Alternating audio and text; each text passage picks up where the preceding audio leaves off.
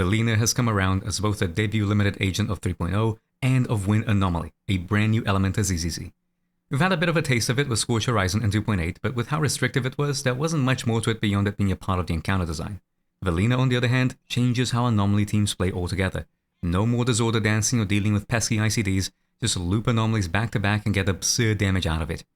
It's somewhat ironic that Nangon came in as a stunner who happened to double up as an Anomaly agent, whereas Velina is an Anomaly agent who doubles up as a stunner, having decently high daze application that allows for 3 stuns in many fights.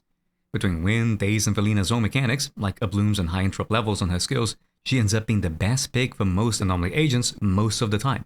Yes, that means she can be even better than Nangon. So let's go through how Wind works in Velina's kit, then touch on her builds, mindscapes, and team options. After which, we'll talk a bit about her combos, go through some routing tips, and close with a few deadly assault runs.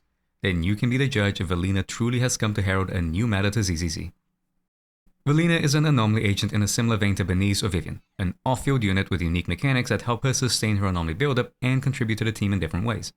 Her fundamental gameplay loop is very simple. Start by applying Wind Anomaly, also known as Windswept, by using skills with a high build-up rate, like her EX specials.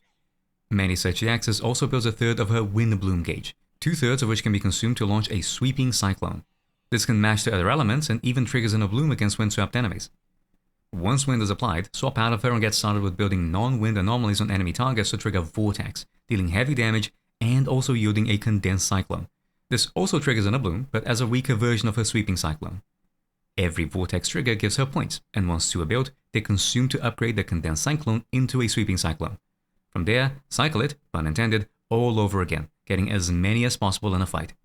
And that's the basics of Velina. Simply keep Wind applied on enemies, occasionally use the EX specials to build her gauge, and get plenty of cyclones while doing so. There are, of course, many more things in her kit that's worth being aware of if you plan on getting the best scores. But before we touch on those, it's important to understand how Wind Anomaly actually works. For that, let's have a very quick refresher on Anomaly generally, and go over how Wind slots into its mechanics. Every agent has an element associated with them, and most of their attacks that match that element will build the Anomaly gauge.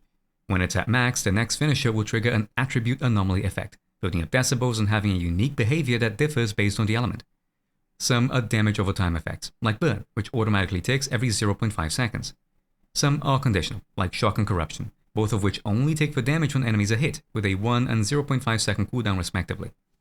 And others are instantaneous, like Shatter and Assault, which do all of their damage in a single instance once triggered, and get additional debuffs, namely crit damage and daze taken respectively. Wind falls in this last instantaneous bucket. When the Anomaly gauge is full, it will trigger Windswept, dealing a significant amount of damage at once. Emphasis on significant because it has the highest damage multiplier out of all anomalies. We can derive this by using Velina's own Ablooms, which function like Promeias, a complete replacement of an anomaly's multipliers. A Windswept trigger on Velina here yields 31,893 damage. Her Abloom on Sweeping Cyclone is fixed to 255%, giving us a known number to work from, hitting for 6,507. If 6,507 is 255%, we can just divide that to get what 1% would be. In this case, around 25.5. Take the 31,893 from Windswept, divide it by that, and we get 1,250, that being the multiplier for Windswept. When comparing it to the known multipliers of other anomalies, it's no contest. Windswept is far stronger than the now second highest, Assault, which means that getting Windswept triggers during critical burst periods, like in Stun, is something to optimize with Velina. Using her EX specials to trigger chain attacks, for example, can build enough Anomaly for a Windswept, helping get even more damage out in a combo. As strong as that is, most of Wind's damage doesn't come from Windswept triggers, but from Vortex. All of the standard elemental anomalies last for 10 seconds by default. If another anomaly is applied while they're active, it removes the original anomaly and replaces it with a new one, triggering a disorder. This build stays, gives a hefty decibel bonus, and does damage that scales with both the original anomaly damage values as well as the amount of time that was left on it. There is a limit though, as after disorder is inflicted, a 3-second internal cooldown kicks in that prevents disorder from triggering again.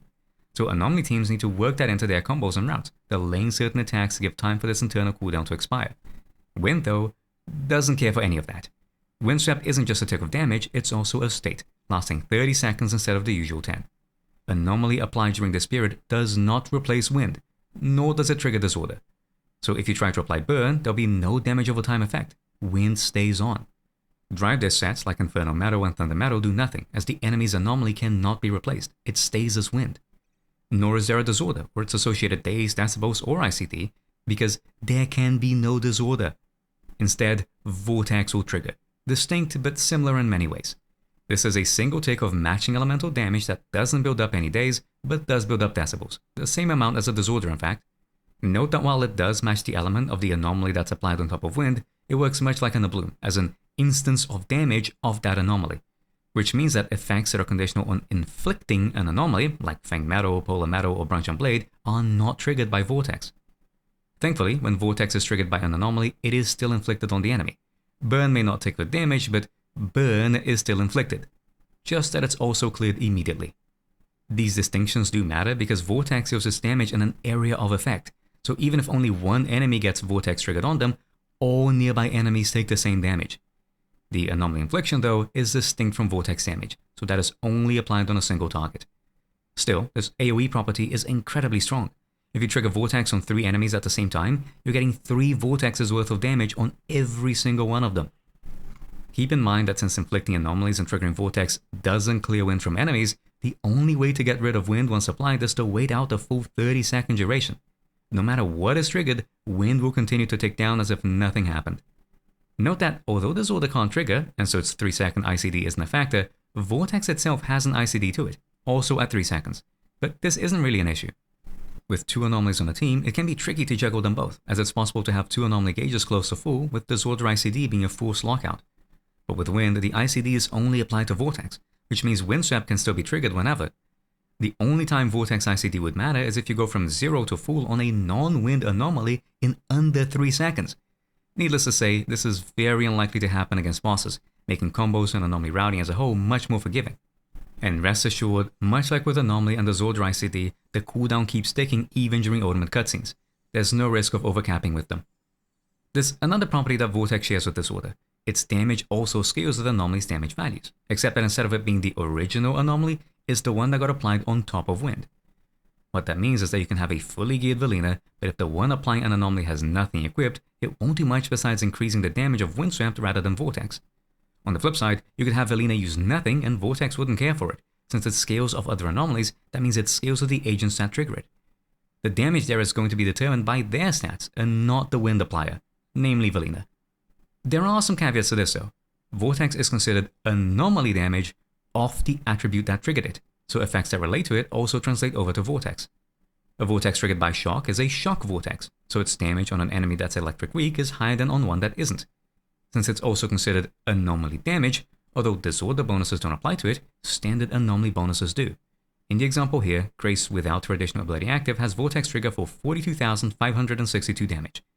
Once it's active, however, that number goes up to 56,491, a 32.7% increase. This may not make much sense at first. After all, Grace's passive should be a 36% increase. So what gives? Here it's important to remember that since it's considered anomaly damage, that means it's also saturated by it. Velina just so happens to have a 10% increase of Vortex damage as part of her additional ability. Going from 110% to 146% is a 32.7% increase, lining up exactly with what we saw from Grace's damage. That's great to know. It means existing anomaly damage bonuses will also apply to Vortex, except that there's a distinction between the applier and the triggerer. After a run with Velina, bring up the damage share and she'll have a pretty absurd amount. But that's not coming from her Windswept and skill multipliers, it's coming from Vortexes, as they're all attributed to her. Whenever an anomaly is applied, that brings with it decibel bonuses, and these are bestowed upon the triggerer. Whether Grace triggers shock before or after Wind is applied, she's still triggering shock, so she still gets the decibels from it. No loss owing to Vortex here. Problem is, Vortex is always triggered by the Wind applier, so in this case, all decibels from its bonuses go to Velina. If Aria were to trigger a Disorder on an Elite, she'd be left with 190 decibels. 125 from the anomaly and 65 from the Disorder. Grace, on the other hand, is left with 95. That's because as she wasn't the trigger for either, she gets only half of the decibels. But if Aria were to trigger a Vortex on an Elite, she'd be left with only 157 decibels. 125 from the anomaly, and then half of 65 from the Vortex. That's because Velina claims the trigger status, so she's left with 127 decibels. Half from the attribute anomaly triggered by Aria, but the full value from Vortex. This behavior is relevant not just for resource management, but damage too. Grace may seem like she's the one triggering Vortex by applying shock. Its damage scales with Grace's stats after all, but the actual owner of the anomaly is Velina, the one who applied Wind. Grace's additional ability worked for Vortex damage because it's enemy-sided. Its shock effect inflicted on the target that increases, So it doesn't matter if it's Grace's Shock or Velina's Shock Vortex, everything gets a bonus. Promeia's M6, however, is Attribute Anomaly damage dealt by Promeia that ignores enemy res. Unfortunately, that means that while it applies to her shadows and blooms, it does not apply to her vortexes, because in truth, they're Velina's vortexes. Naturally, this works in reverse. Velina's additional ability increases her vortex damage. Likewise, her signature Wenjin increases the vortex damage of the equipper. Despite it being, say, Promeia that builds up to a vortex, these bonuses are still applied to it, as, again, Velina is the triggerer. So, although vortexes scale with the damage of the non-Wind Anomaly applier, bonuses like anomaly damage are derived from the triggerer. This distinction is important for Ablooms too, as the roles get reversed. Since wind stays on enemies, every Abloom triggered will be fixed to wind, so it scales with the stats of the wind applier. So the Abloom triggerer stats, attack, damage percent, pen ratio, do not influence Abloom damage, but their anomaly damage bonuses do. The role of applier and triggerer gets flipped. Instead of it scaling with the applying agent stats, but considering Velina as a triggerer, it scales with Velina stats, or rather the stats of the wind anomaly, and considers the Abloomer as a triggerer. To clarify what does and doesn't apply to Vortex, we can go through the different buckets of the damage formula. Let's contextualize it as there being a wind applier, that being the Vortex triggerer, so Velina, and a standard anomaly applier, that being any other unit that builds up to a Vortex. Base damage is determined entirely by the standard anomaly applier stats. So if Astra's attack buff is only on Ambi while she's building up anomaly, Vortex will do more damage than if Astra's attack buff is only on Velina. Her stats do not matter here. Damage percent is also determined entirely by the standard anomaly applier stats. So Miyabi with an ice damage d5 will have its stats carry over to Vortex, but whether Velina is on ice or wind damage or even nothing at all, it won't change the outcome. This is true even for damage percent applied to an enemy, like from the Vault, as said bonuses are snapshotted by the anomaly buildup as opposed to by the Vortex trigger itself. Anomaly percent modifier is determined by either the enemy or the wind applier.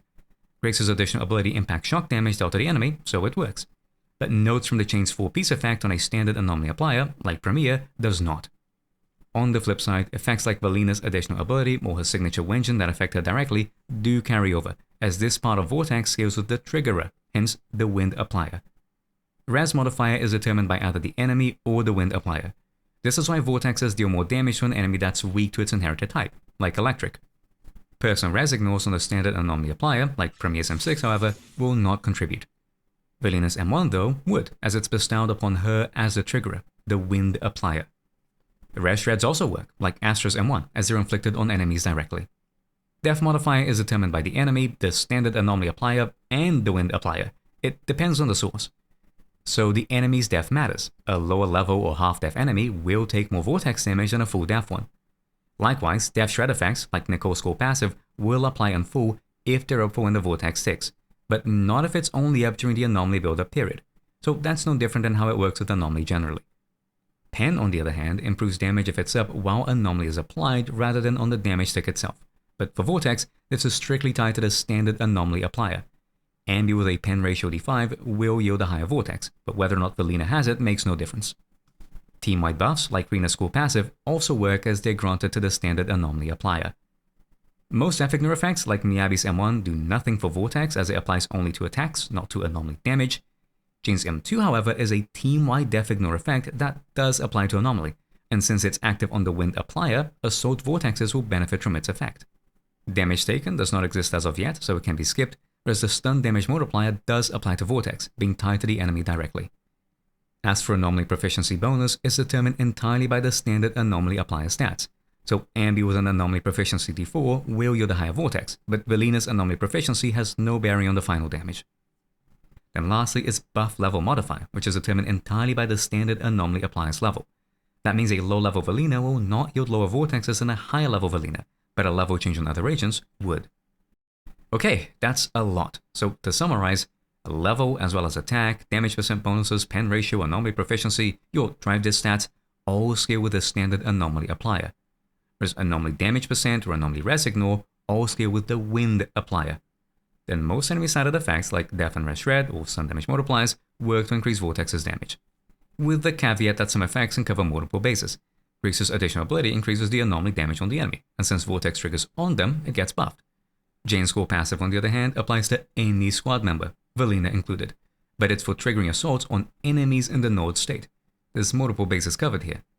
This passive in particular is especially strong. It allowed for Assault Ablooms to crit, so unsurprisingly, that means an Assault Vortex can crit too, making for one of the best synergies we've had yet. On the topic of Assaults, notice how it's not only the Assault Vortex that comes up, but Assault damage too. The burn text appears when it's applied to wind. The anomaly is inflicted, but there's no damage number associated with it. Since it's an effect that's reliant on the anomaly being active for its sticks, Vortex is the only damage that comes up. No burn state, no burn damage. The same is true for Shock and Corruption. The text comes up, but no numbers appear, as they're tied to the anomaly state.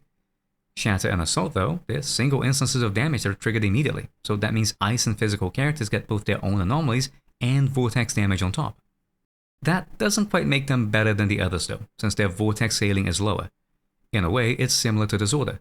Burn, Shock, and Corruption all have time multipliers that match that of their anomaly damage instances, 50, 125, and 62.5% respectively. As Shatter and Assault are front-loaded, their time disorder multipliers are much lower in comparison, at 7.5%. This is also the case for Vortex, but with every element having a unique base multiplier. In fact, although Vortex replaces Disorder, it seems to use the same formula.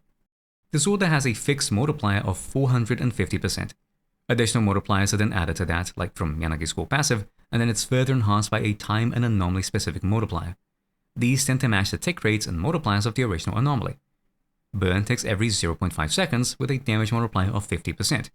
So the time multiplier is the number of seconds left divided by 0.5 times 50%. Shock ticks every second with a damage multiplier of 125%. So the time multiplier is the number of seconds left times 125%. And so on. You may have noticed that this means Shock has stronger disorder than Burn, with good reason. Burn ticks in fixed intervals, so all that disorder is doing is resolving for the unticked instances of damage.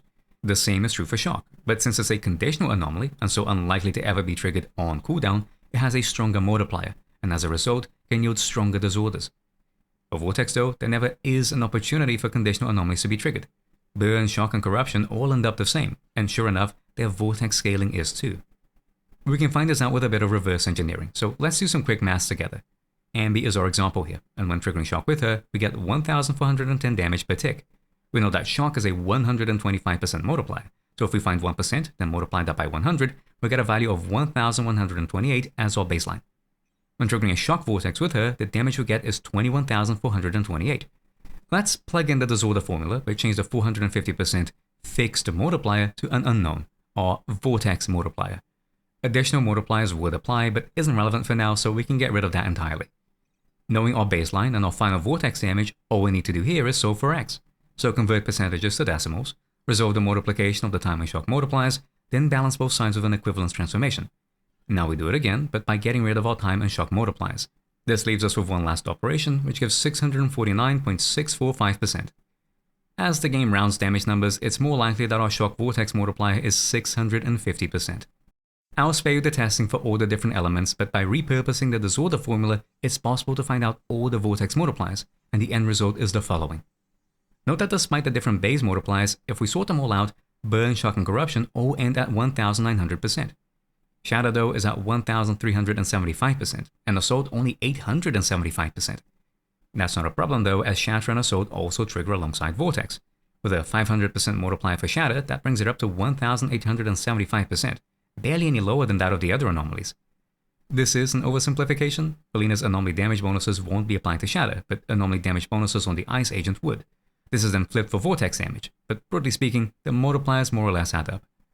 With the exception of Assault, even with its own damage, when coupled with Vortexes, it's only 1588%, a far cry from the others. Even still, Wind, and by extension Velina, is one of the best agents to run with both Jane and Piper. The former allows for Vortexes to crit, and the latter has some truly absurd anomaly application. It's also worth noting that although time is often fixed at 10 seconds, it isn't always. That may be the case if an anomaly is applied on top of Wind, as it's an instant conversion into Vortex, but it can be even higher. A character like Rina increases the duration of shock inflicted on enemies, so even under the same conditions, a shock vortex will be doing more damage simply by meeting her additional ability criteria. On the flip side, if Wind is applied on top of an existing anomaly, it still won't trigger Disorder, but it will trigger a weaker vortex, as time has passed and therefore lowered its multiplier value. At first, this doesn't seem like it matters much. After all, the time that passes is time that most anomalies can take for damage. Except that Ice and Physical get no such luxury. And remember, Vortex is owned by Velina, so all of the anomaly damage and vortex image buffs that she has are going to be missing from those ticks. In practice, it ends up being best to always apply Wind first, then others after. This is remarkably easy to do, as Wind happens to have a much lower build-up curve than that of other anomalies, but only at first. For some context, whenever you apply an anomaly to an enemy, every subsequent anomaly needs a little more build-up to tick over. When a freshly spawned Hattie, Jane here can go from 0 gauge to an assault with a single cast of her ultimate, but only on her first anomaly. Try it again for the second and it won't be enough. There's a sliver left owing to the build-up curve increasing the anomaly threshold. The same is true for Wind, but in a much more extreme case. Velina's ultimate grossly overcaps on the anomaly needed to trigger the first Windswept. Try a second cast, however, and rather than it being a small difference, there's a whole third of the gauge missing. While other anomalies have it go up by 2%, Wind almost doubles from first to second infliction. Then try applying another Wind anomaly after that, and although not quite as aggressive a curve as before, there's still a noticeable threshold increase, as it goes from missing a third of the gauge to almost half. Thankfully, after the third anomaly trigger, the curve more or less aligns with that of the others, so no need to worry on long fights. Community resources have the build-up curves documented, link in the description for more on this, and the behavior does appear to be matching. What all of this means is that the first Wind anomaly comes a lot more easily when compared to others, which is great, considering getting Wind up early tends to be a benefit. Not just for anomalies, but for regular damage too. That's because there's another aspect of Wind worth covering, and that's Contamination. Like other anomalies, when Wind is applied to a target, there'll be a special effect surrounding them to indicate that it's up. As is the case with Ice and Physical, this bestows an additional effect, this time a direct damage bonus. Every Wind attack that lands while the anomaly is up gets a 10% increase to its final damage. This is a brand new multiplier, which means it isn't diluted by anything. It's not just Wind that gets this, but other elements too. When an agent hits a target under Wind Anomaly with an attack whose element matches their own, that will contaminate the anomaly, changing it to the new element. This isn't just visual, as it now gives all attacks of that element the direct damage bonus too. So just having a Wind Anomaly on the enemy is in itself a huge buff. To non-anomaly damage, that is, because the direct damage bonus does not apply to anomaly, only, well, direct damage. There's a few things worth noting about how Contamination is infused. It's when elemental damage matching that of a character's element hits an enemy inflicted with Wind Anomaly, but that's only on the first match. Doing attacks of a different element won't do anything. There's only two ways to replace it. Either apply Windswept again, which will reset the Contamination and allow for another element, or trigger Vortex, with its inherited element superseding the previous one. This second bit can matter quite a bit. Velina has some of her skills inherit a contaminated element. Maybe you'd want her Sweeping Cyclone to match Ether, but it matches Physical instead, since the recently triggered Vortex changed the element.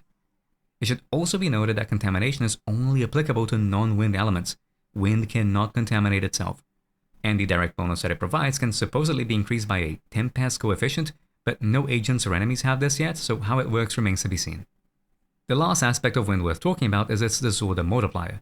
While it cannot trigger disorder through regular means, it does still have a multiplier associated with it that's used for polarity disorders. Just that it's very low.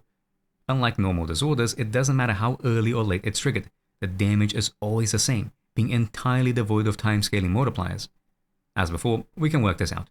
Velina's Windswept, a benchmark that stats disorder is scaling from, deals 65,013 damage. Nangong's polarity disorder is a fixed 25% of the final disorder damage, giving us 1,301. So if we multiply that by 4, we get what 100% of a disorder would be, being 5,204. Since there's no additional or time-scaling multipliers at play here, all we need to do is find what proportion that is of a known multiplier, the Windswept damage. 5,204 is 8% of 65,013. And given that Windswept's multiplier is 1,250%, 8% of that is 100. Instead of the usual 450% fixed multiplier for disorders, Wind disorders have a base multiplier of 100%. And that's it. A single shock tick would be stronger than a fully scaled Wind disorder. Considering that Nangong and Yanagi's scaling values are but a fraction of that, it's clear that while Wind can technically be disordered through polarities, it's not something that's worth bothering with. With that, we've gone through all there is to know about Wind. It can be a bit difficult to remember it all, so let's summarize Wind Anomaly as a whole. It's a new element, having a low initial anomaly buildup curve, making the first instance of it very easy to get to. Once it's applied, Windswept is triggered, doing massive damage and applying a Windswept state for 30 seconds, up from the usual 10. In this state, enemies can be contaminated by other elements, and all direct attacks of both that element as well as Wind get a 10% undiluted damage bonus. Anomaly damage doesn't get that bonus though, and when Wind is active, other anomalies are locked out from having their states applied. This isn't a problem, as when built, it'll trigger Vortex instead. This replaces the sword as a mechanic and yields a high AoE burst of damage that matches that of the anomaly that triggered it. Set damage scales with the non-wind agent stats, but inherits a damage type, like it being shock or assault, as well as some bonuses from the Multiplier and many debuffs applied to enemies. Damage over time and conditional anomalies only yield Vortex damage, whereas instantaneous ones, namely Shatter and Assault, will trigger normally, scaling as usual. Reapplying Wind will not trigger a Vortex, but will still do Windswept damage, and refresh its duration and Contamination status. So when playing with Wind Anomaly agents, do your best to maintain Wind and trigger as many Vortexes as possible. One such agent, or rather the only Wind Anomaly agent at this time, is Velina, so let's finally go through how she works in detail, starting with her core passive, Breeze and Bloom. It influences how Velina is built, as for every point of initial energy regen she has over 1.2, her baseline value, she gets a damage bonus and anomaly mastery increase, capping out at 35% and 84% respectively, with a total energy regen rate of 2.88 being required. For context, that demands an S-rank energy regen engine, an energy regen d6, and a 2-piece bonus effect. The next benefit her core passive gives is a free 45 Wind Bloom when entering the battlefield. We've touched on this briefly before, but it's her unique gauge, seen as a bar underneath her portrait in combat. It has a cap of 135, but really you can think of it as being split in 3, as she only ever builds up 45 points at a time. There's the bonus from load-in, but also when using either of her energy EX specials, each of which also gives a third of the gauge. When at 2/3 or above, holding basic or special has her use an enhanced EX, which summons a sweeping cyclone, lasting 5 seconds and taking for damage every half second. This has decent base multipliers and builds up a lot of Wind Anomaly, but notably does not generate any decibels. Once it dissipates, if the enemy is under a Wind Anomaly, it will also trigger an Abloom with a fixed 255% multiplier. Like most attacks, it's capable of triggering anomalies without needing its caster, Velina, to be the active agent. Sweeping Cyclones also gain a chromatic tint effect when hitting contaminated enemies. That's just a fancy way of saying that it's infused with the contaminated element, getting new visuals and doing additional damage matching its infusion. Note that at M0 it only builds up Wind Anomaly, not that of the infused element. That doesn't mean it isn't helping with its buildup though, as when a Sweeping Cyclone hits an enemy, it lowers the anomaly buildup res of both Wind and the infused element by 7% per 35 seconds. Attacks that previously wouldn't build enough anomaly, now do. Although do keep in mind that this build-up res is additive with enemy weakness, so in practice it's closer to a 6% boost instead. As previously mentioned, it has decent base multipliers, 124% per hit. Considering it can hit up to 10 times, that's 1240% in days multiplier. To put this into context, Dylan's ultimate has a days multiplier of 1151%. Granted, Velina has lower impact, but even still, that's a lot. A Sweeping Cyclone can also be extended if an enemy dies while it's active, making it last another 5 seconds. Since it also happens to have a very large vacuum effect, this can make it especially useful at gathering up enemies long after its initial cast. While such extensions are great, yielding more hits, it's important to be aware that only one Sweeping Cyclone can exist at a given time. If you somehow build enough resources to get 2 of them back to back, doing so too quickly might lead to one being cut short, leading to a loss of Wind Anomaly buildup and days. Thankfully, it does dissipate a previous cast, so at the very least the Abloom damage always goes through. Such early cancelling can be surprisingly common, as although Sweeping Cyclones can be manually casted, they happen automatically too, which risks overlapping them if one isn't being attentive. That's because every Vortex Velina triggers will also summon a Condensed Cyclone. This is a smaller version of the Sweeping Cyclone. It deals less damage, anomaly buildup, days, and lacks the capacity to inherit any elements. They also cannot trigger Windswept, demanding either a Sweeping Cyclone or a manual swap to Velina to avoid overcapping. They do, however, still trigger an Abloom, a fair bit weaker at 145% multiplier, and also give Velina a Wind Bite point, tracked by her gauge. Once 2 points are built, the next Vortex will consume those points and upgrade a Condensed Cyclone into a Sweeping Cyclone, with all of the same benefits as if manually cast. Not only that, but the Vortex itself is enhanced. When consuming Wind Bite, the triggered Vortex will have its damage multiplier increased by 150%. That isn't a times 2.5 increase of Vortex, it's an increase that slots into the additional multiplier part of the formula. A Shock Vortex doing around 21,400 goes up to only 23,100. It isn't 150% stronger, it's only taking what used to be a 1,900 total multiplier, in the case of Burn, Shock, and Corruption, and bumps it up to 2,050% instead. Either way, its damage being an even greater proportionate increase to Shatter and Assault Vortexes, as their multipliers are lower than that of the other anomalies. Velina's additional ability, Tea Party Etiquette, enhances some of her core passive's effects. It requires either an anomaly or same attribute character, that being Wind, and it increases Sweeping Cyclone's attribute anomaly buildup res reduction by 7%, it saves by 30%, and its all-around buildup rate by 15%. So that yields a 14% total anomaly buildup res reduction, that's around 11.6% on maximum weaknesses, a functional days multiplier of 1616%, and enough wind anomaly application that it becomes better than either of her energy EXs. It's in large part because of this that Velina functions as both an off-field anomaly agent and a pseudo-stunner of sorts. The ridiculous days that it provides means that many bosses previously restricted to 2 stuns can now be 3 stunned, significantly improving anomaly team's overall damage. As long as Vortexes keep building up to sweeping cyclones, she's more or less capable of sustaining wind with barely any manual skill casts. On top of all that, the additional ability increases Velina's Windswept and Vortex damage by 10%, and since she's the Vortex triggerer, it will always be active, as well as giving her ultimate an Abloom when it lands on an enemy inflicted with Wind Anomaly, having a fixed 680% multiplier. Since we're talking about it, let's cover her ultimate and chain attacks. Heed the Tempest is her ultimate. After a long animation, Velina will trigger a reverse quick assist and an Abloom owing to her additional ability. As with all ultimates, it's got a very high interrupt level, which can be especially useful in some fights, like the recent 3.0 boss, and builds a lot of Wind Anomaly. That's really all there is to it. Since it takes such a long time to cast in full, it isn't worth the extended animation lock for use mid-stun. A pity, since its Abloom is surprisingly strong, with a higher fixed scaling than even Promeia's. Were to get 1.6 million from Velina's ultimate Abloom, Promeia's Ablooms, even with notes from the chain and her signature, would be 1.7 million, so relatively close. Given Velina's ultimate is likely to trigger Windswept, the gain from that would actually put it ahead. Although using it mid-stun is an issue, it can be used at the start of it. Thankfully, anomaly agents have an edge over others when it comes to opening stuns. Kaleda's EX has 8,210 damage on its final hit, even though it triggered stun. Cast it in stun though, and that goes up to 12,314. That's because the stun damage multiplier bonus does not apply to the hit that initiates stun. Try it with Velina though, and the behavior is different. Using her ultimate and having it trigger both a Windswept and an Abloom is doing 36,460 and 26,019 damage respectively in this example. Do the exact same, but have the ultimate's heavy attack trigger stun, and it now goes up by 50% to 54,689 and 39,028 respectively. The stun damage multiplier applies in full. This is because anomaly and Abloom damage instances are triggered by a given attack, which in turn means that said attack has already initiated stun, giving them the full benefit of its multipliers. When considering the scaling on her ultimate Abloom, having it be the hit that initiates stun is going to be optimal for damage. There are nuances though. Using the ultimate with Wind Anomaly being near full can lead to overcapping, which may lead to losing out on a Windswept proc on a run that could yield more damage.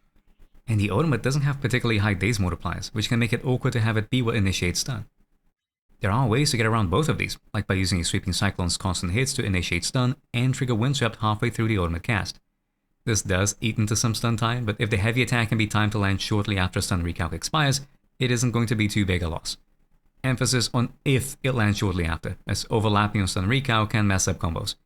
Aligning it all to have the ultimate's final hit either initiate stun or land shortly after stun recalc isn't easy. Unless routes align, holding onto decibels on Velina to get everything correctly timed can often be a greater damage loss than pushing for more Windsweps and using it as soon as it's available.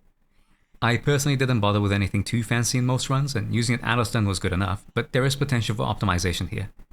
And really, there's nothing stopping you from letting it rip with a mid-stun cast on a Beneath team to get some extra damage in. As for Velina's chain attack, it'd be a decent skill in isolation. It has good anomaly buildup, isn't fast, but isn't all that slow either, and well, its animation work is top-notch. Problem is, Velina is a wind agent, and as strong as Windswept is, even the weaker Shadow Vortex is going to have better scaling. More vortexes also mean more wind bites, which means more sweeping cyclones. Velina's chain attack may not be too bad, but there simply isn't much of a reason to use it when getting the anomaly buildup from another agent's chain attack is almost always going to be the better option. And if you recall, with how wind works, all vortex decibels are going to Velina, as she's a triggerer. This means that other anomaly agents can suffer from a decibel economy standpoint. Doing double chain attacks on them is not only valuable, it can at times be a necessity to normalize the disparity. Moving on to her specials, core to Velina's gameplay is her Enhanced DX special, Eye of the Storm. It's accessed by holding basic or special when there's 2/3 of the Wind Bloom gauge in stock. We've already touched on it briefly, being the skill that summons a sweeping cyclone. Its actual multipliers aren't all that outstanding, with the majority of its value coming from the sweeping cyclone that follows. Velina is also fully swap locked during its animation, so no changing characters until the skill ends. It does however have two distinct properties. The first is that it triggers a reverse quick assist, and the second is that it has a very high interrupt level. To get remotely close to pushing for 3 stuns on the 3.0 boss, one needs to be able to interrupt it multiple times back to back to prevent its corruptive barrier from going up before its first stun. And considering that it summons a sweeping cyclone, effective use of this skill is important to get fast stuns regardless of its interrupt property. As Velina is built for energy regen, she gets plenty of Wind Bloom to sustain its use from her other reactors, each costing 45 energy and generating 45 Wind Bloom, a third of the gauge. Purifying Rise is the first, with Velina dodging backwards and unleashing a gust of wind. The dodging is literal, as if she's hit during it, a Vital View is triggered. It also has a sizable knockback property to it, with many small and mid-sized enemies being pushed back when hit.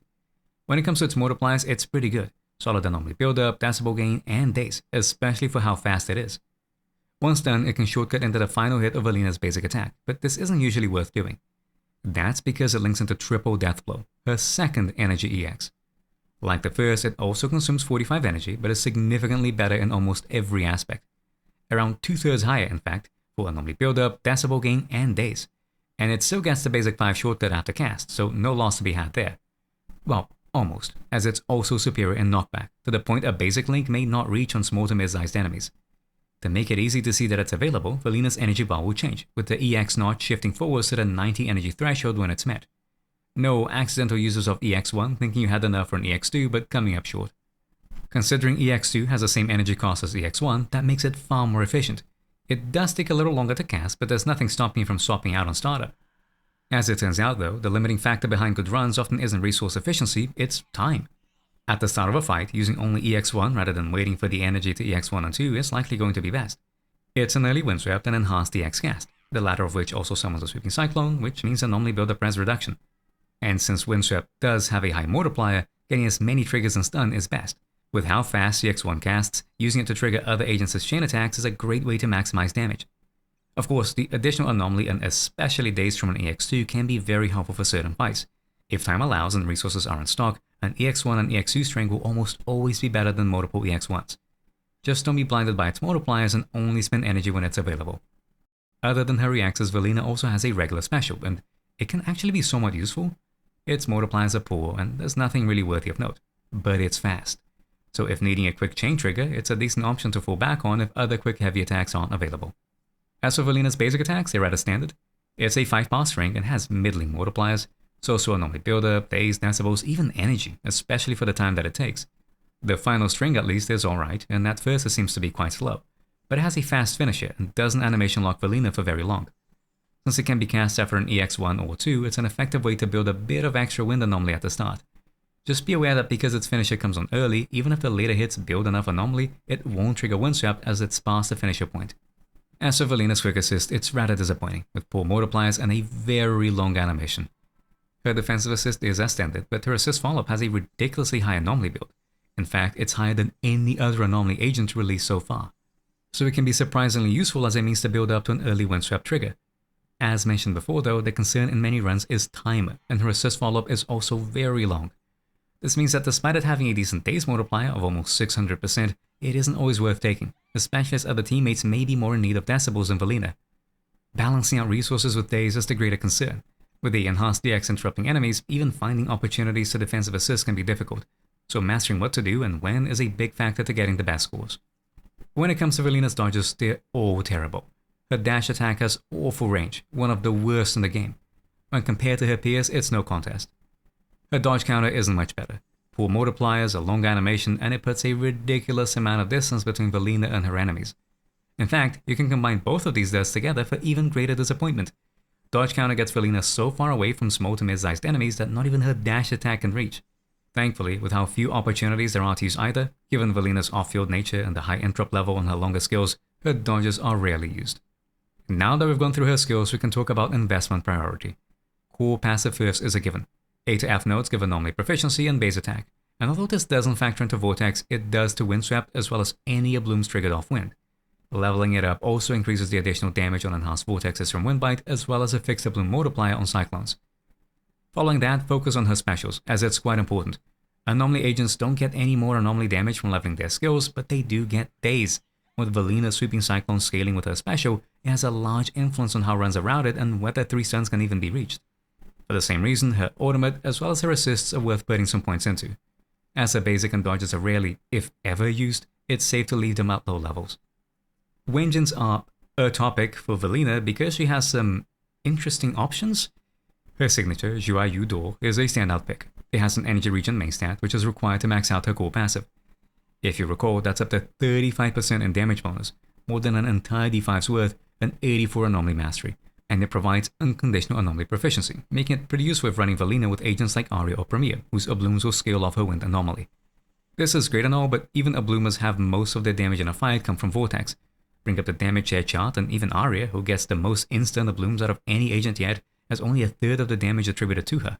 The other 2/3 almost all come from Velina. While Windswept does get factored in here, the bulk of her damage share is due to Vortex Attribution. So more important than personal anomaly proficiency is another Windswept bonus. Dealing wind damage with her EX specials gives her 7% in Vortex and Windswept damage for 40 seconds, stacking twice, both of which fall in the anomaly damage bucket of the damage formula. So even if you aren't running Abloomers, her Windswept is a direct increase to all other agents' damage, as Velina is the Vortex triggerer. This does need some degree of management, however, as when 2 stacks are built, it provides an additional 60 team-wide anomaly proficiency. This increases Abloom damage, as the gain also applies to Velina herself, and therefore the wind they scale from, Vortex damage, as other agents will benefit from it, and that of their Shatter and Assault triggers too. That's amazing and all, but it's important to be aware that each stack of the buff can only be given once per skill. So if you only use an EX1 when building up to the first Wind Anomaly, the team-wide buff won't be active. It kind of forces Velina to EX1 and enhance the EX back-to-back in the opener so as to get it up as quickly as possible. Keep in mind that since the anomaly proficiency also applies to Velina herself, this means that the first Wind Anomaly is always going to be weaker than the rest, as it had been built up without the buff, being especially harmful to Abloomers. As a result, rushing to get a second Windswept trigger after maxing out stack can oftentimes be the optimal approach with this engine. Despite needing some routing adjustments, it's by far and away Velina's best option, and nothing else comes close. Weeping Gemini is functional, it builds on attribute anomalies, and Vortex doesn't change this. Even if immediately converted to Vortex, anomalies are still inflicted, but since attack percent and anomaly proficiency on Velina don't increase Vortex damage, it's only really contributing much of anything to Abloom teams.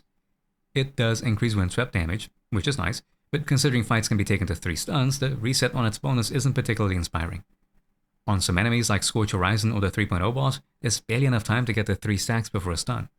Electro Lip Gloss is a little better, as its buffs are so easy to maintain that it might as well be unconditional, especially with 30-second wind anomalies, but again, it won't be doing anything to Vortexes.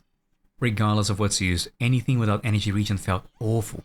Giving up on the core passive conversion meant losing out on not just a lot of anomaly mastery, so fewer Windswept triggers for damage and decibels both, it completely gutted Velina's days owing to fewer EX special casts, both from their own days build and the lower Windbloom generation yielding fewer sweeping cyclones. This is partially remedied by the new Anomaly A-Rank engine, Boisterous Echoes, as it gives energy on Vortex triggers, as well as a decent damage increase on enemies under Attribute Anomaly, so it's always up. Out of the A-Rank Anomaly engines, it'd be the best pick, if only for lessening the strain on resources. As for S-Rank engines, most weren't any better. It wasn't realistic to maintain Fusion Compiler, and although using Velina's Enhanced CX Special did count for a stack, the loss of Anomaly Mastery and energy was, again, sorely felt. Angel in the Shell could help with its 30% Anomaly Mastery, yielding more Windswept triggers and easier decibel management. But with Velina's 112 base Anomaly Mastery, that's an increase of 33.6. 60% in energy regen, though, is even better, as it's applied to a base of 1.2.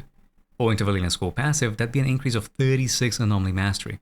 That's on top of 15% in wind damage bonus, and the extra energy it gives. This meant that despite Angel in the Shell's unconditional anomaly proficiency bonus, I found myself getting better scores using Orphe's engine. I could at the very least stick to the same routes, as resources and days didn't suffer. So even an off-class energy regen engine is likely to outperform most A-Rank or S-Rank anomaly alternatives. There is one exception though. Flamemaker Shaker is a surprisingly good pick. The energy regen requirement for Velina's core passive is initial energy regen, so its passive doesn't contribute, and the bonus is only when off-field, and between Velina's EX casts, ultimates, and occasional parries, it's not up for as long as one might think. It isn't all bad though, as sustaining the damage and anomaly proficiency effect isn't an issue. The lack of anomaly mastery from conversion and awkward resource management was very much felt, but assuming it was routed around, it made for a great alternative. The 3.0 rush also led to far fewer runs than usual, so scores could also see improvement, but I could manage just under 61,500 with an Aria Velina Yuzuha team on the 3.0 boss, a good benchmark for Joie Udor. Flamemaker Shaker was the second best option, where I managed around 55,000 with it on good runs, but only on good runs. The lack of anomaly mastery made aligning decibels far harder, and it wasn't uncommon for me to get only 50,000 on a bad run, so it's far more dependent on good enemy patterns. A good in-between is with an off-class S-rank energy regen engine, like Bellicose Blaze or Serpentine Seeker, which still gave me a respectable 52,000 score. The A rank engines could get matching scores, yes, even Weeping Gemini, as I did succeed on one 52,000 run with it, but it demanded very precise routing and resource management, as decibels and days were both sorely lacking. Expecting it to score around the 50,000 mark is more reasonable. Running something like Kaboom the Cannon instead would be far more consistent. How good a Wenjin is to Velina's teams comes down to the encounter, as the routing differences from them were especially apparent on the 3.0 boss.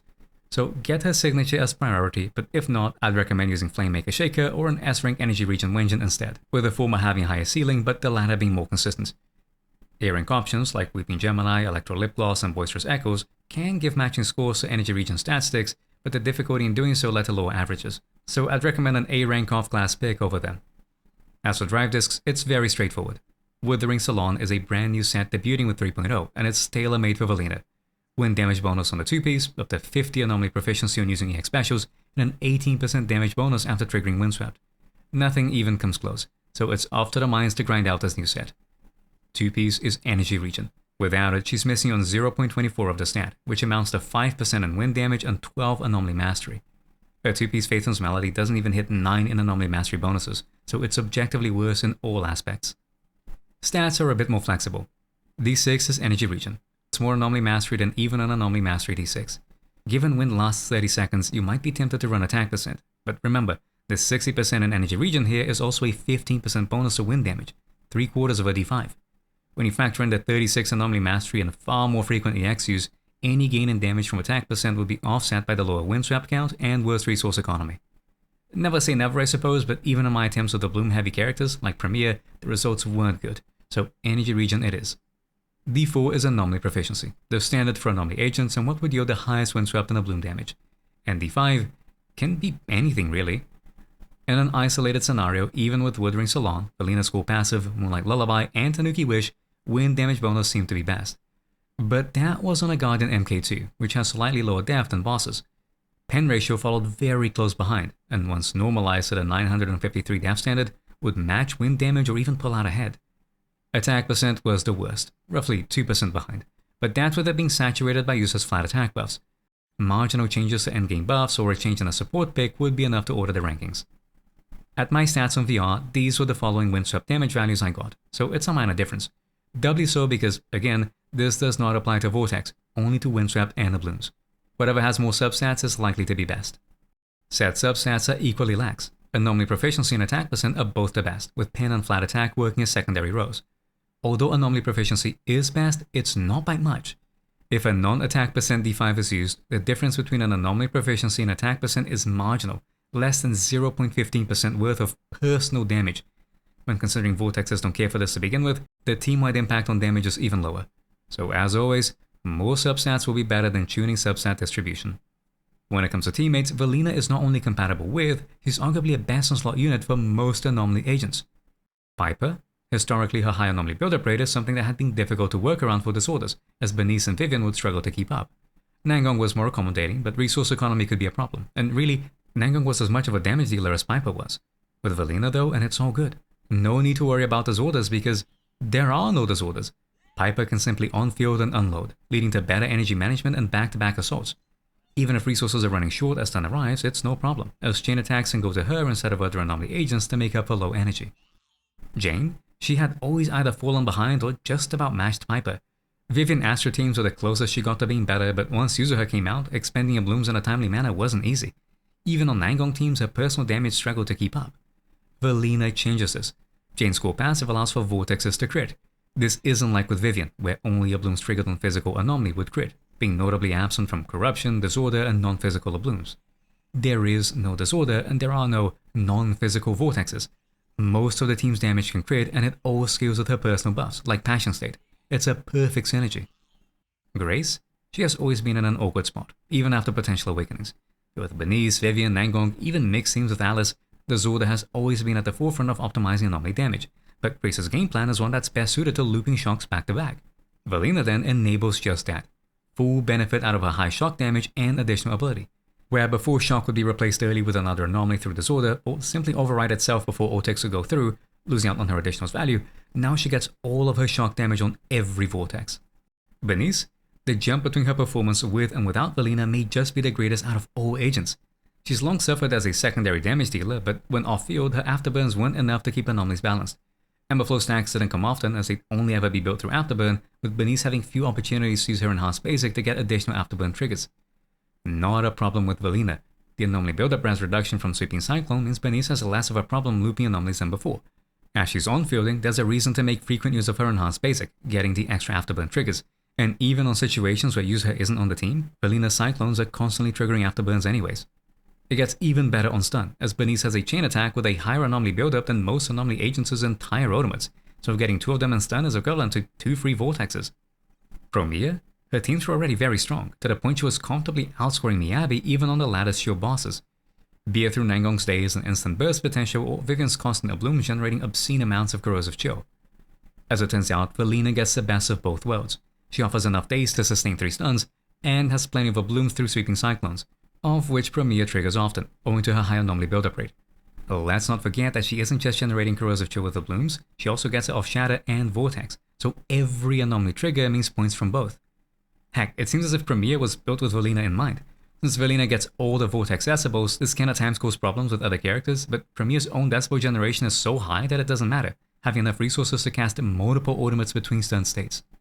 Aria? She's already had an ideal team with the idols, and considering her Ablooms get bonuses in stun, one would think Velina would be a subpar option, but as it turns out, Velina is better than Nangong for Aria in many bosses. She pulls out ahead on the 3.0 boss and Scorched Horizon. I'm not familiar enough with Nangong grounds on Miasma Fiend to give a clear comparison, but it felt like Velina could at least keep up. It's true that she isn't giving as many stuns, nor does she provide as many buffs, but the Zorda dancing wasn't something Aria ever really cared about. For some reason, Aria has some of the highest anomaly build-up values in the game, but all of her corruption damage was wasted through constant reapplications. It doesn't matter that Aria isn't getting as many Ablooms in stun, because Abloom stopped being her primary source of damage, with merely looping Vortexes over and over resulting in higher scores than her standard game plan. In all honesty, for any character not named Promeia, you could just replace Velina with Wind Anomaly Agent and everything would still be just as valid.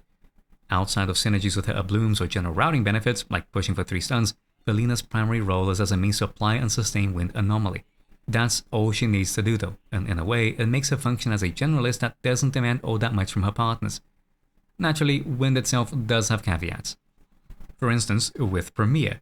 Even for all the benefits she brings, there's a level of anti-synergy to be had, since all Ablooms are always triggered off Wind, and unlike Aria, whose previously lacking corruption damage is now translated in full to Vortexes, Promeia doesn't lose out on shatter damage with other teammates. This lowers the value of Premier's own stats, as well as the proportion of damage she gets from Ablooms, meaning that other teams remain competitive.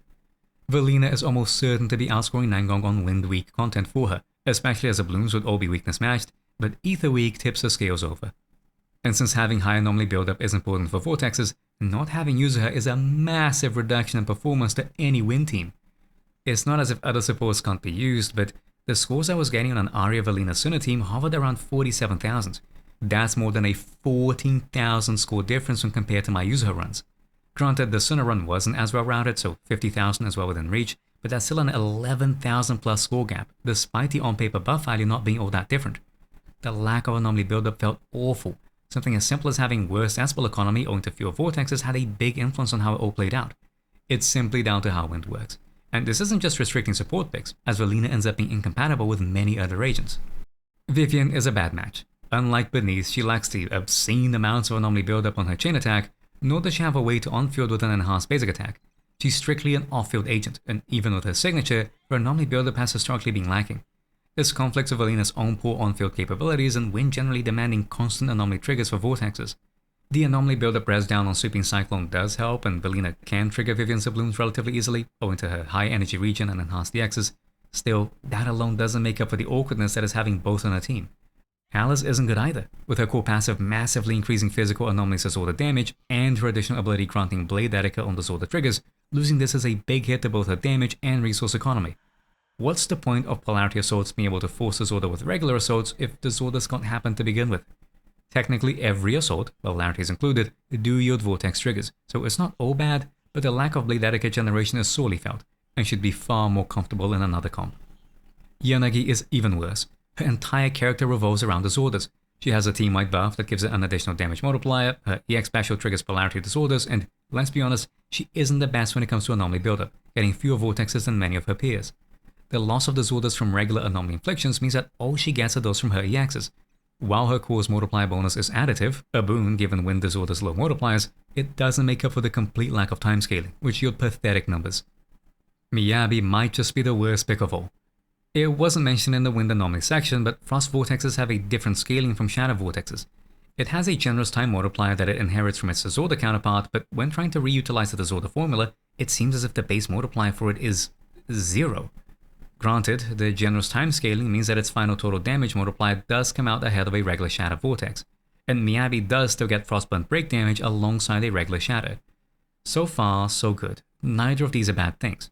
Problem is, her anomaly stats, and consequently the Vortex damage that scales off it, isn't good. Normally she'd at least have good damage on her enhanced basic attack, which would benefit from Wind's direct damage bonus, but more important than all of this is that without Disorders, Miyabi is locked out of her main source of Fallen Frost points. She's only able to build 1 from Frostburn Break every 10 seconds and 2 from her EX specials, which demand energy.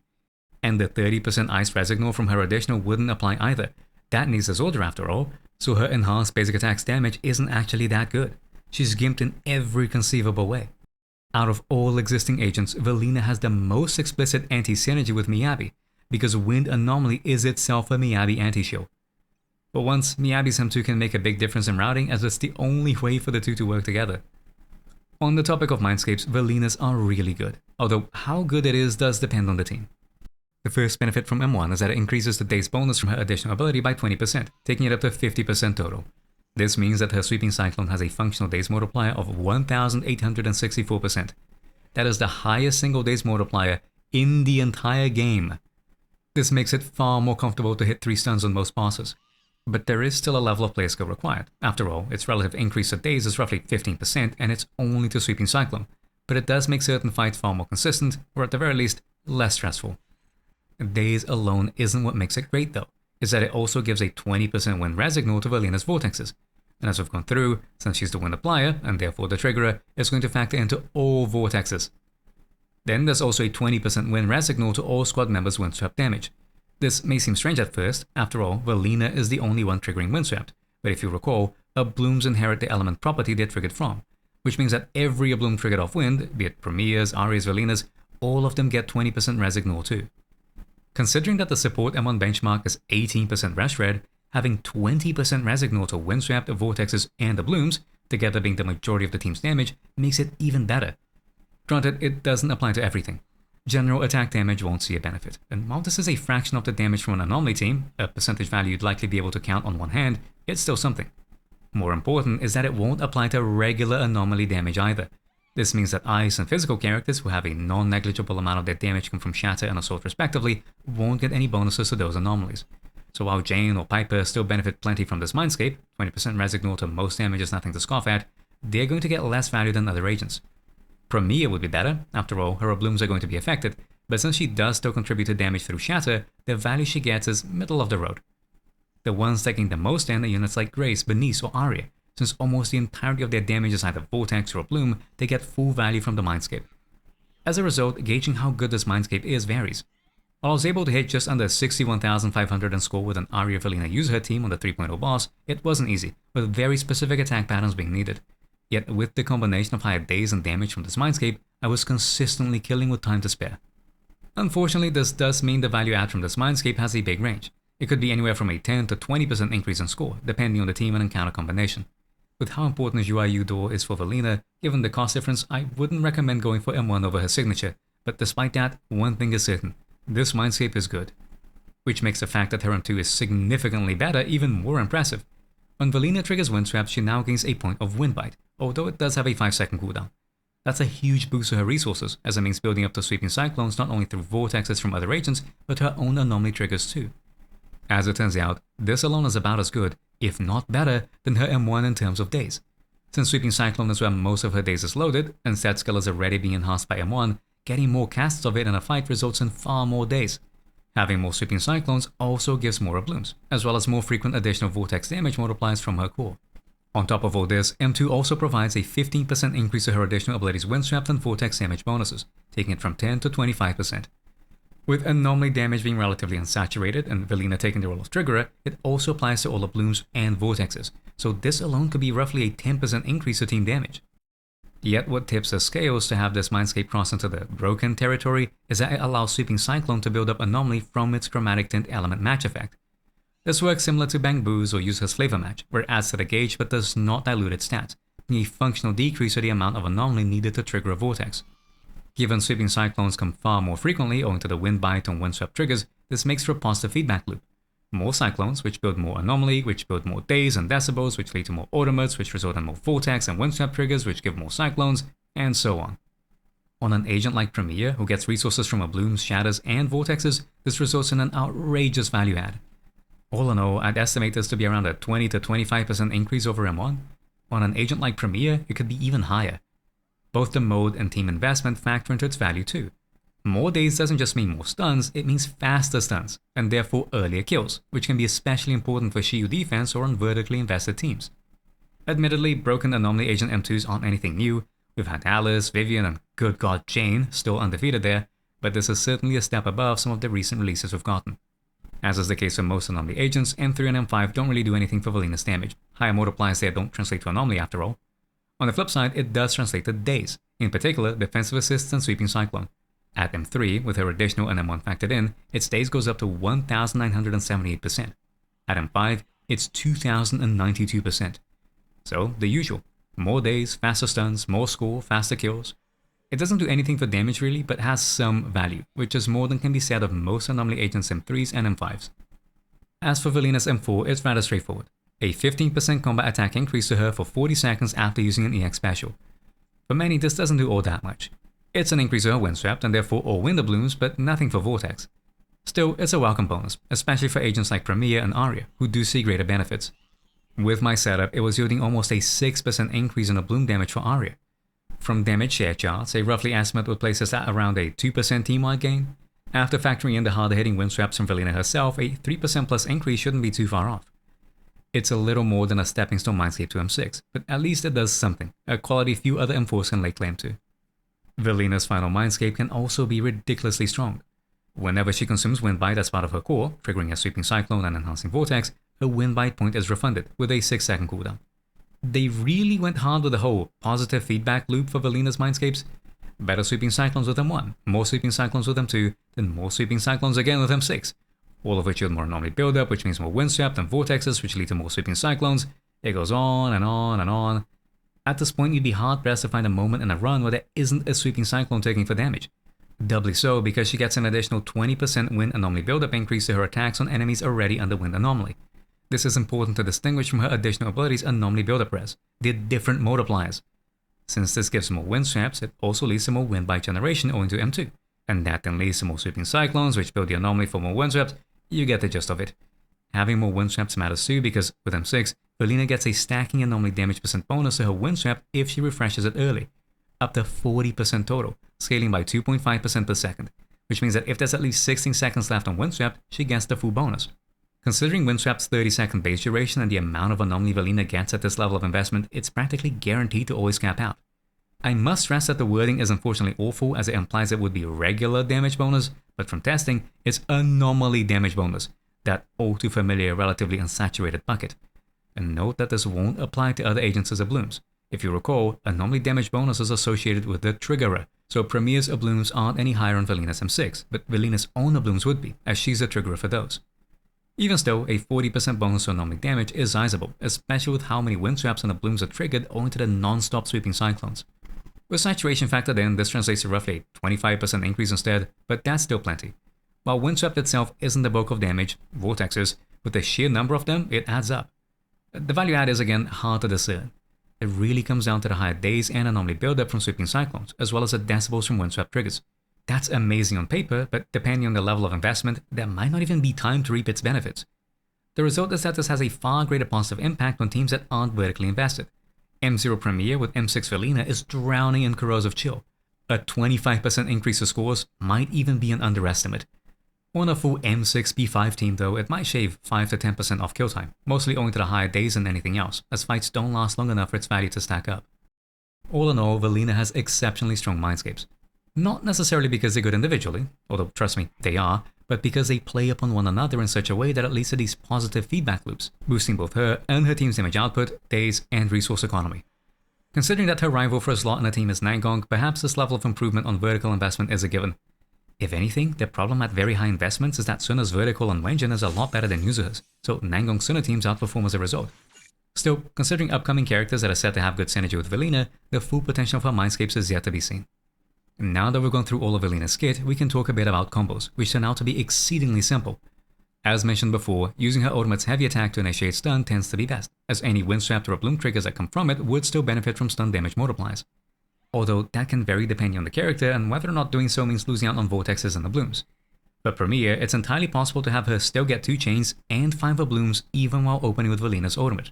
For Aria, however, because it's possible for her to open stuns with an Abloom of her own, losing out on a stun recalc means she'd be missing up to 2 Ablooms in a stun, in which case it's better to reserve Velina's ultimate for out of stun.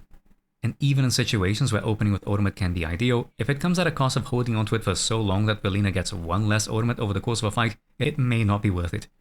Not to mention other uses of ultimate, like for interrupts, so treat it as a nice to have rather than something to actively shoot for. Other than that, push for as many Windsweps and Vortexes as possible, timing chain attacks and ultimates in such a way that they don't overcap an anomaly, using Velina's EX1 for fast chain triggers and a potential Windswept, and just doing whatever it is that other anomaly units do best is all there is to it. Things do vary depending on the unit. Aria always wants to get an ultimate and stun owing to its colossal anomaly buildup and all-out cheering stacks, so wait until a Corruption Vortex triggers, then ultimate right away for another.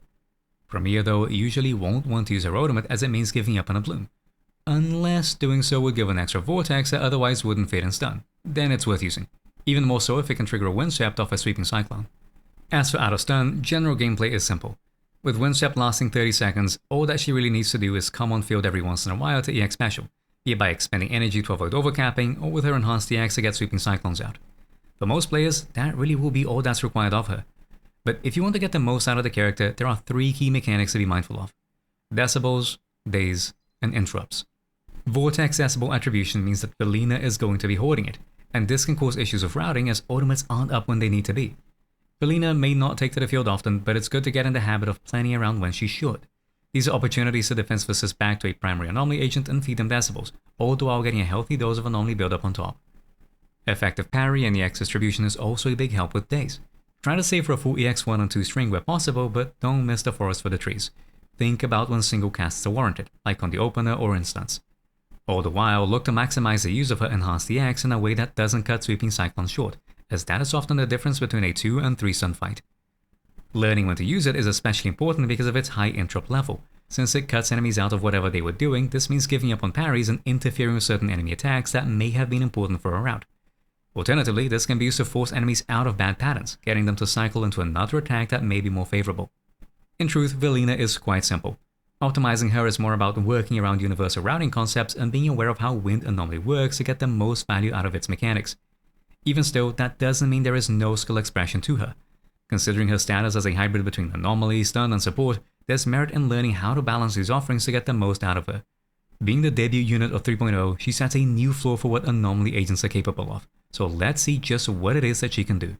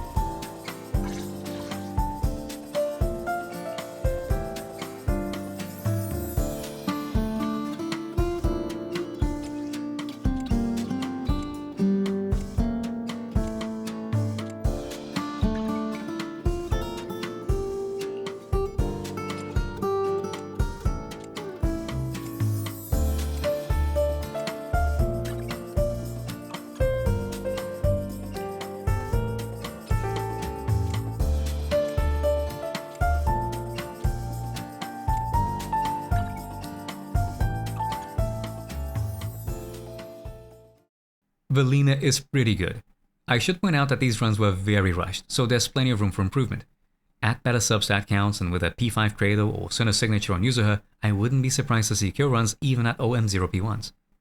Strength aside, Velina is Wind Anomaly the character, being little more than a means to apply and sustain this new mechanic. This does make her somewhat reminiscent of Bernice or Vivian, yet I find that there's a line cut between Velina and her older counterpart, being the epitome of a new design philosophy that's slowly taken over recent releases. Principles like supports support, stunners stun, or even attackers attack can no longer be considered a given. Agents have taken on multiple roles beyond their assigned tags, be it a support who deals non-negligible amounts of damage, a stunner who builds more anomaly than actual anomaly agents, or an attacker that can keep up with stunners and days. The direction that Sinless has been going on is that of a multipolar approach to power budgets. This is seen very clearly with Velina. She builds anomaly and deals damage through it, yes, but she's got the passive days build to open up new routes, and does so while buffing teammates' damage and anomaly buildup.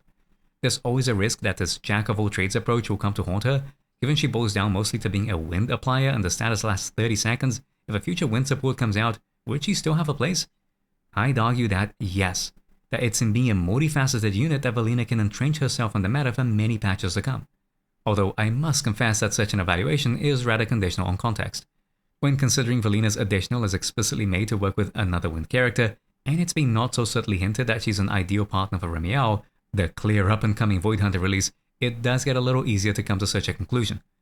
Velina is not the only character of 3.0 though. Pyrois is coming alongside her, being a free unit that won't demand any of your pulls, and yet who may just match or even exceed many Season 2 agents in performance. So if you're interested in learning more about Pyrois, want to hear about niche tech, or like detailed character guides, why not like, share, subscribe and ring the bell? I've got more videos coming. Thank you all for watching, and I'll see you next time.